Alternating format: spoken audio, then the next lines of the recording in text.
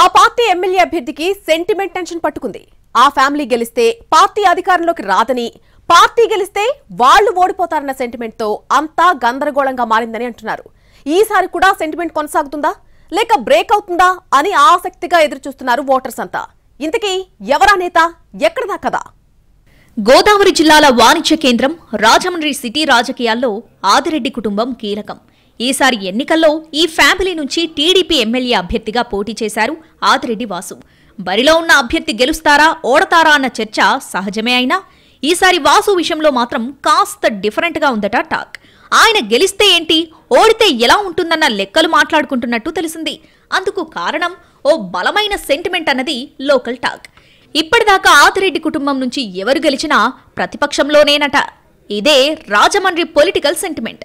దాని ప్రకారం ఈసారి వాసు ఎమ్మెల్యేగా గెలిస్తే రాష్ట్రంలో పార్టీ అధికారంలోకి రాదని, పార్టీ పవర్లోకి వచ్చే సూచనలుంటే ఆయన ఓడిపోవడం ఖాయమని నియోజకవర్గంలో మాట్లాడుకుంటున్న పరిస్థితి. 2009లో జరిగిన రాజమండ్రి మున్సిపల్ కార్పొరేషన్ ఎన్నికల్లో గెలిచి మేయర్ అయ్యారు ఆదిరెడ్డి వీర రాఘవమ్మ. అప్పుడు రాష్ట్రంలో కాంగ్రెస్ పార్టీ అధికారంలో ఉంది.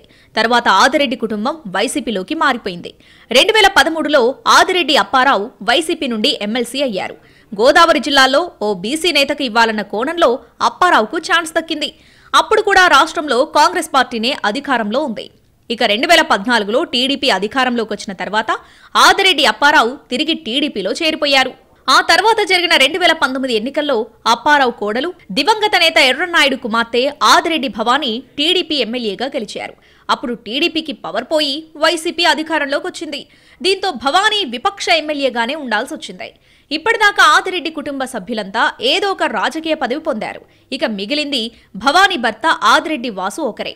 ఈసారి అతి కష్టం మీద టీడీపీ టికెట్ సాధించగలిగారాయన. రాష్ట్రంలో పోటాపోటీ వాతావరణం ఉన్న పరిస్థితుల్లో టీడీపీ వైసీపీ మధ్య టఫ్ ఫైట్ అంటున్న తరుణంలో రాజమండ్రి సిటీ ఎమ్మెల్యేగా ఆదిరెడ్డి వాసు గెలుస్తారా ఓడిపోతారా అనేది చర్చనీయాంశంగా మారింది. ఇక్కడ ఆయన ఎమ్మెల్యే అయితే రాష్ట్రంలో టీడీపీ అధికారంలోకి రాదని ఆ పార్టీ శ్రేణులే గుసగుసలాడుకుంటున్నాయట. గత 5 ఏళ్లుగా ఆదిరెడ్డి భవానీ ప్రతిపక్ష ఎమ్మెల్యేగా ఉండటం వల్ల సిటీ అభివృద్ధి జరగలేదన్న టాక్ ఉంది. ఈసారి ఆదిరెడ్డి వాసు గెలిచినా ఇదే పరిస్థితి వస్తుందా అన్న చర్చ కూడా జరుగుతుందట. దీంతో ఆదిరెడ్డి అభిమానుల్లో సైతం కంగారు పెరుగుతుందంటున్నారు. రాష్ట్రంలో పార్టీ పవర్లోకి రావాలి, ఇక్కడ మా నాయకుడు గెలవాలి, ఈసారి సెంటిమెంట్ బ్రేక్ అవుతుంది చూడండి అని కూడా అంటున్నట్టు తెలిసింది. జూన్ 4న ఈ సస్పెన్స్ కి తెరపడుతుంది.